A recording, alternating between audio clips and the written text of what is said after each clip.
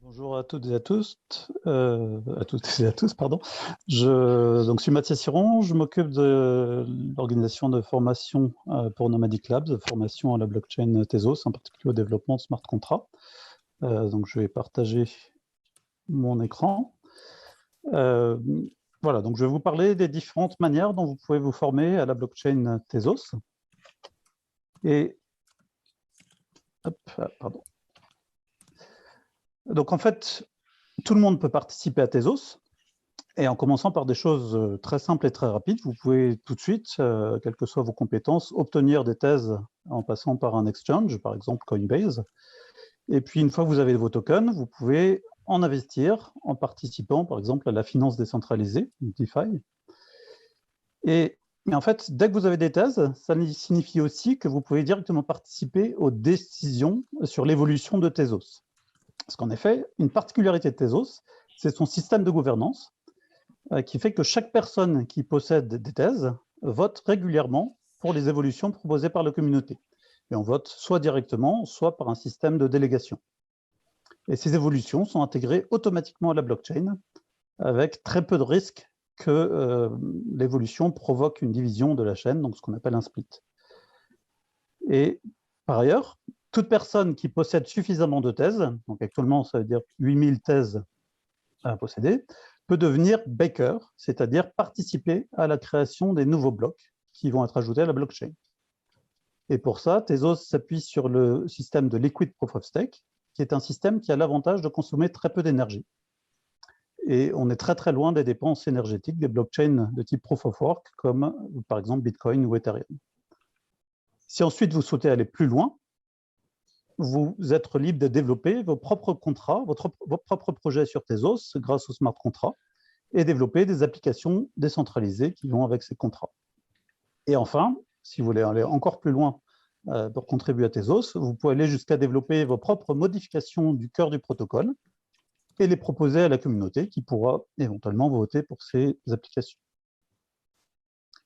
Alors, comment est-ce qu'on peut commencer à se former sur Tezos et participer, et en particulier se former au développement de smart contracts? On va vous proposer en résumé 3 étapes. La première, c'est que vous pouvez aller dès maintenant sur opentezos.com pour découvrir différents sujets autour de Tezos. Donc, c'est un site qu'on maintient petit à petit, qu'on fait évoluer, mais sur lequel vous pouvez découvrir les principaux thèmes associés à Tezos. Une étape d'après qu'on peut vous proposer, c'est de participer à une formation organisée par Nomadic Labs, gratuite, et lors de laquelle vous pourrez écrire vos premiers contrats. Voilà, donc on organise environ une fois par mois une formation avec entre 20 et 30 personnes, à laquelle différentes personnes peuvent participer gratuitement.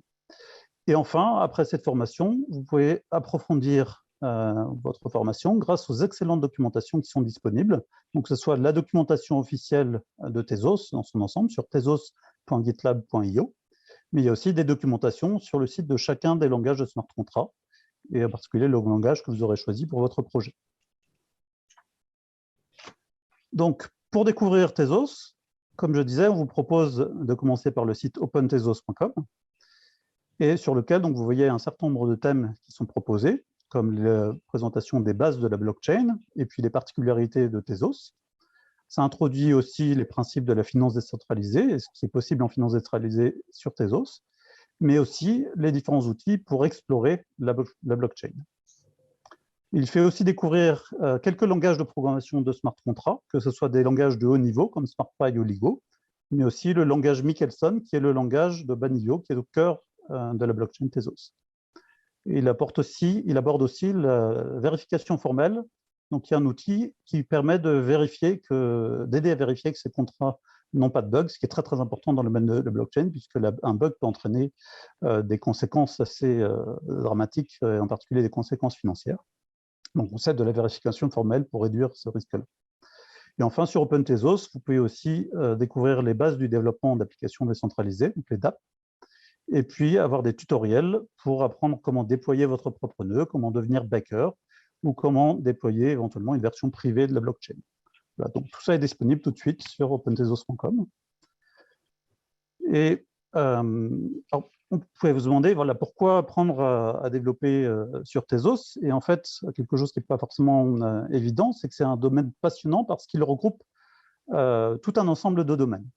Donc bien sûr, pour commencer, Tezos est à la pointe de la technologie et en informatique et en cryptographie, donc il y a l'aspect vraiment technique. Et on peut développer des applications très variées.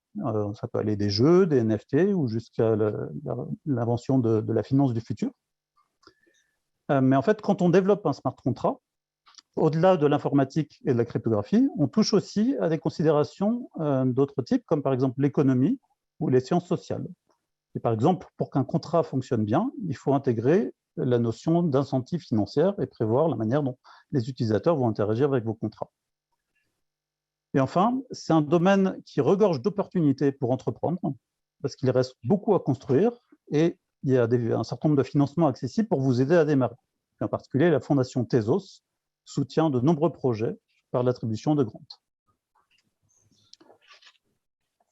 Alors, pour aider les développeurs à démarrer, Nomadic Labs organise environ une fois par mois une formation en ligne au développement de smart contracts. C'est une formation qui dure 2 jours, qui est en anglais, mais avec des ressources qui sont également disponibles en français. Et cette formation est centrée sur la pratique et consiste en grande partie à développer des petits smart contracts au fur et à mesure de la formation, chacun à son rythme.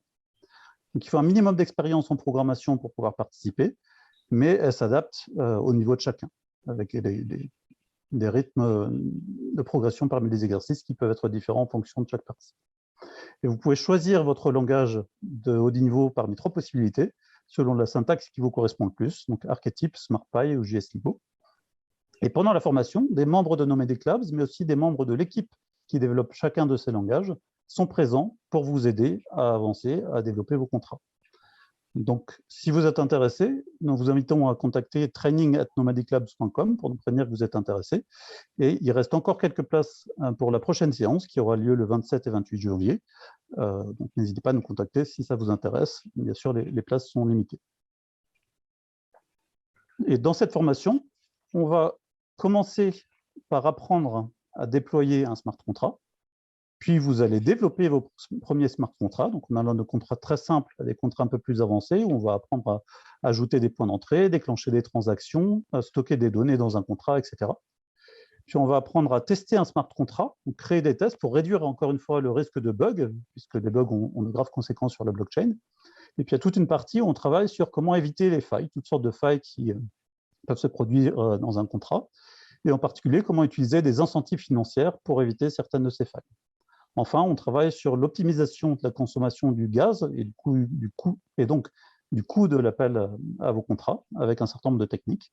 Et puis, on a introduit le langage Michelson, qui, comme je le disais, est le langage de bas niveau qui est sous-jacent, qui est au cœur de la blockchain Tezos. Voilà, à vous de jouer. Donc, encore une fois, n'hésitez pas à vous lancer sur opentezos.com et puis à nous contacter sur training@nomadiclabs.com si vous êtes intéressé pour participer à une future formation sur le développement des smart contracts. Merci beaucoup Mathias. Il y a une petite question qui vient de tomber sur le risque pour que les gros portefeuilles. C'est une question sur est-ce qu'il y a un risque que les gros portefeuilles puissent s'organiser en monopole pour influencer les règles de Tezos à leur avantage. Est-ce que peut-être une question technique si Alors, oui, c'est une question souvent abordée, effectivement. C'est peut-être par comparaison aux blockchains de type Proof of Work, mais j'ai envie de dire il y a potentiellement moins de risques que sur du Proof of Work, dans le sens où là, c'est toute la communauté qui participe, tout le monde peut voter, donc il faut vraiment une puissance, on va dire, financière très, très importante.